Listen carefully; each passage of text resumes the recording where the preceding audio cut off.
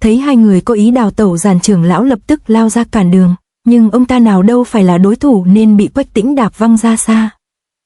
Bắt giặc thì bắt vua trước, Tĩnh ca ca tiễn hộ muội một đoạn. Quách Tĩnh nghe Hoàng Dung nói vậy cũng hiểu ý đồ, anh ta tung một trường đẩy Hoàng Dung về phía hiên viên đài. Mục tiêu của Hoàng Dung đương nhiên là thanh niên Dương Khang đang đứng chắp tay quan hổ đấu, vừa lộn người tới nơi Hoàng Dung đã chân đá miệng chửi Dương Khang ngay. Mau trả lại đà cầu bổng cho ta.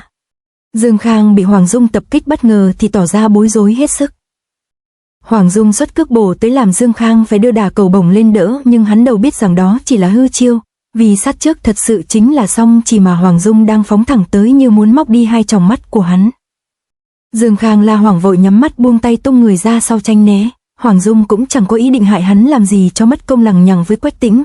Mục đích của cô ta chính là đoạt lại đà cầu bổng trên tay của y. Vừa cầm bổng pháp trên tay cô ta lập tức giơ lên cao rồi la lá. Tất cả mau dừng tay lại, Hồng bang chủ vẫn chưa quy thiên. Đây chỉ là những lời mà kẻ gian bịa đặt. Huynh đệ cái bang hãy lập tức dừng tay chân lại đi. Nhìn lên hiên viên đài, đám người cái bang đang hùng hục bên dưới hết sức kinh ngạc. Bọn họ giờ dòi nùi chả biết làm sao cho phải. Dương Khang sau khi định thần liền lên tiếng hô hoán. Ta là bang chủ, các huynh đệ hãy tiếp tục chóc nã hung thủ đã hại chết Hồng bang chủ đi, đừng nghe con ả này nói rằng. Hoàng Dung nếu nói về so mồm mép thì trong thiên hạ chắc chẳng thua ai. Dương Khang mới sổ ra một câu thì cô ta liền đẩy ngay một tràng. Tên gian tặc này câu kết với thiết trưởng bang chủ để nói dối việc Hồng bang chủ đã tạ thế. Hắn ta làm vậy là vì mục đích gì ư? Bởi vì hắn là con của Triệu vương gia của Đại Kim Quốc, tên của hắn là Hoàn Nhan Khang. Bọn người này làm vậy là vì muốn diệt Đại Tống chúng ta. Lời này của Hoàng Dung phun ra thì bên dưới liền rộ lên tiếng xì xào bàn tán không ngớt. Ô, có thật hắn ta là con của Triệu vương gia Kim Quốc không? Dương Khang cơm cháo đã thành, giờ đây bị Hoàng Dung phá cho tan hoang thì điên tiết dữ lắm. Hắn ta sầm mặt lại rồi tung ám khí hòng diệt khẩu tắt cái alo đang oang oang kia ngay. Quách Tĩnh thấy nghĩa đệ ra tay thì hốt hoảng vô cùng, nhưng hai mũi phi tiêu vừa đụng vào Hoàng Dung thì liền bị văng bắn ra. Dương Khang thấy vậy thì không thể tin vào mắt mình. Muội không bị thương đó chứ? Không sao đâu, may mà có nhuyễn vị giáp. Hoàn Nhan Khang, ngươi có tật giật mình phải không? Ngươi muốn giết người diệt khẩu đúng không? Bành trưởng lão thấy chuyện này không ổn thì lo lắng liền chạy lại chỗ Dương Khang ngay. Các vị đừng có nghe lời của bọn tiểu nhân ti tiện này, chúng ta chỉ nên tin lời của Dương bang chủ. Tiểu gian nữ này hại chết Hồng bang chủ giờ lại còn dùng lời lẽ tà giáo hòng mê hoặc mọi người đó đừng tin. Các huynh đệ mau bắt ả lại để tra hỏi. Kẻ nào dám động thủ đây hử? Thấy Bành trưởng lão mồm lê mép dãi lại còn hô hoán đòi bắt Hoàng Dung, Quách Tĩnh liền ưỡn lườn ra thách thức. Tiếng hét của Quách Tĩnh cùng thông tin trái chiều làm đám nhân mã cái bang chủ trừ không ai dám tiến. Hoàng Dung thấy tình hình có lợi thì tiếp tục phát loa. Hồng bang chủ vì thích ăn nhậu nên đang ở đại nội của hoàng cung để đánh chén. Hồng lão bang chủ lệnh cho ta làm bang chủ lãnh đạo bổn bang, chờ đến khi người ăn nhậu no sôi chán chè sẽ về diện kiến các vị. Sau lời này tiếng bàn tán của đám người cái bang bên dưới lại càng rôm rả hơn. Thấy tình hình càng lúc càng tệ, Dương Khang vội lên tiếng bắt chẹt. Ngươi nói Hồng bang chủ còn sống lại còn yêu cầu ngươi làm bang chủ, thế thì bằng chứng ở đâu? Đây là tín vật bang chủ giao cho ta, đả cầu bổng. Hà hà, ngươi vừa cướp nó từ tay ta, ở đây ai cũng thấy rõ điều đó. Nếu Hồng bang chủ trao đả cầu bổng cho ngươi sao lại không dạy ngươi đả cầu bổng pháp? Nếu ngươi được truyền dạy công phu há lại để cho ta dễ dàng lấy lại như vậy sao? Dương Khang bị Hoàng Dung dồn bức liên tục thì đối lý không biết nói sao, hắn liền bè chuyện sang hướng khác.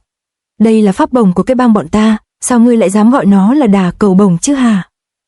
Nhưng Dương Khang nào biết hắn ta vừa mắc phải một sai lầm nghiêm trọng, hắn vừa dứt lời thì người người trong cái bang đều nhìn hắn với ánh mắt hình viên đạn làm cho hắn hết sức bất ngờ, tiếng xì xào bàn tán lại càng rộ lên nhiều hơn, thấy Dương Khang đã rơi vào thế bí, Hoàng Dung tiếp tục nhấn mạnh chân ga. Pháp bổng này có tên là đả cầu bổng, ngươi đến tên của pháp bổng còn không biết mà vẫn dám mạo nhận là bang chủ được sao? Trong lúc Dương Khang được người ra không biết đỡ sao cho phải thì hai người Quách Tĩnh, Hoàng Dung đã tiến về phía hắn. Hoàng Dung đột nhiên có hành động lạ. Ngươi muốn gì, cầm lấy đi, ngươi chẳng phải là rất muốn lấy lại thánh vật của ngươi hay sao? Hừ, xem ra ngươi cũng biết điều đấy. Dù thấy hành động của Hoàng Dung có gì đó sai sai nhưng Dương Khang vẫn nhanh tay chộp lấy đả cầu bổng. Đừng có để cho người khác cướp mất đấy. À mà ta quên mất, đây không phải là thánh vật mà là đả cầu bổng, hay là ngươi trả lại nó cho ta đi. Hoàng Dung vừa quay đi thì lại quay ngoắt người lại hòng cướp đả cầu bổng. Cô ta là có ý thêm một lần nữa chứng minh bản lĩnh của Dương Khang chẳng có gì, nhưng Giản trưởng lão đã lập tức tung người ra cản đường. Hừ, ông dám lấy cái thân già này ra mà cản trở ta sao? Khinh công của Hoàng Dung cũng thuộc loại khá nên chỉ với một cái lắc hông cô ta đã lách ra sau Giản lão ngay. Giản lão thấy vây thì lập tức vòng tay xuất chảo ra sau hòng túm lấy cô ta, nhưng Hoàng Dung như con trạch đã gập người tránh được. Thuận thế Hoàng Dung liền lộn người hướng đến chỗ Dương Khang rồi lấy chân đoạt lấy đà cầu bổng trên tay của hắn ta. Đám người Cây Bang chưa kịp phản ứng gì thì Hoàng Dung đã cắp đà cầu bổng nhảy thoát khỏi vòng vây. Thêm một lần nữa Hoàng Dung dễ dàng đoạt đà cầu bổng làm Bang Trung Khất cái trong lòng hết sức dao động. Bọn họ bây giờ nhất thời không biết thật giả ra sao. Thấy đám Dương Khang và Bành trưởng lão không còn thao túng được tâm lý quần hùng, lúc này Lỗ Hiếu Cức trưởng lão mới lên tiếng. Các huynh đệ, võ công mà vị cô nương đây vừa sử dụng chính là công phu của lão bang chủ. Phàm là đệ tử của bang chủ thì tất sẽ được truyền thụ công phu, huống hồ chưa ai ở đây từng thấy qua đả cầu bổng pháp thì sao phân biệt được thật giả chứ. Chỉ cần vị cô nương này dùng bổng pháp đánh bại ba chúng ta, thì bọn ta sẽ đương nhiên thừa nhận cô ta là truyền nhân của lão nhân gia. Giản trưởng lão và Bành trưởng lão dù nói ra toàn lời ly gián nhưng cũng không phải là không có lý. Lương trưởng lão đứng ngoài không nói, nhưng khi Bành trưởng lão vừa dứt lời thì ông ta liền vung thanh đao to tướng xông vào trước tiên. Quách Tĩnh cũng chẳng còn cách nào khác là đứng xem đánh nhau. Anh ta lo lắng nhắc nhở Hoàng Dung, nhưng cô ta nãy giờ nhìn qua xét lại thì vốn đã biết ba tay trưởng lão Tịnh Y phái này không phải là đối thủ của mình. Chỉ với một cái búng người nhảy lên, Hoàng Dung đã nhẹ nhàng né tránh được một đao quét ngang thân này của Lương trưởng lão. Thuận nước đầy thuyền, Hoàng Dung dùng đầu bổng đánh vào ngón cái làm Lương lão phải buông một tay ra khỏi cán đao, rồi cô ta toàn lực nhấn lưỡi đao của chính Lương lão vào giữa mặt của ông ta. Lương lão hoảng hốt không biết làm sao thì một bổng nữa lại được đánh vào tay còn lại.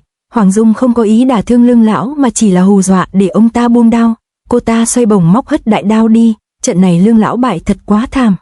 Chiêu này gọi là bạt cầu triều thiên. Hoàng Dung vừa sướng tên chiêu thức mình vừa sử ra thì Giản lão đã cầm côn lao tới mắm môi trợn mắt mà vụt xuống. Thấy bị dồn bức, Hoàng Dung phát bực liền buông lời thoá mà.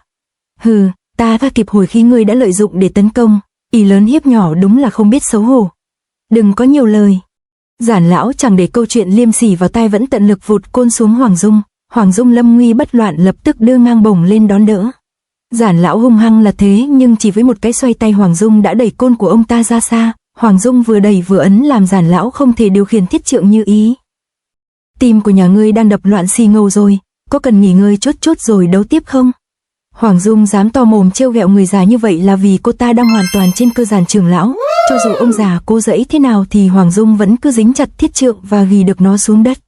Người thấy chiêu áp biên câu bội tinh xảo nhất của đà cầu bổng pháp này thế nào?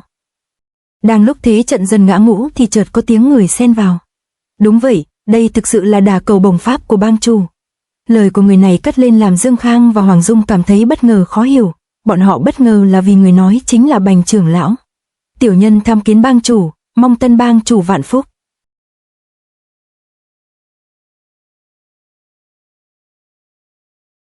To be continued.